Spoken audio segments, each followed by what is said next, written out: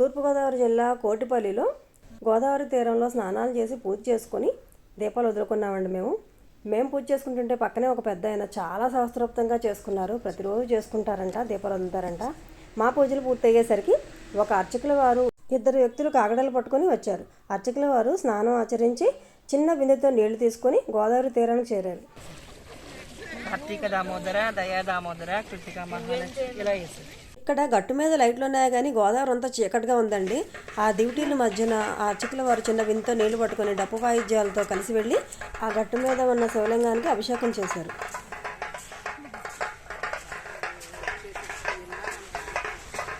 ఈ శివలింగానికి ఇందాక అర్చకుల వారు అభిషేకం చేశారు. ఆ నదిలో స్నానం చేసిన వాళ్ళందరూ కూడా అక్కడ నీళ్లు తెచ్చుకొని ఇక్కడ అభిషేకం చేసుకుంటున్నారు.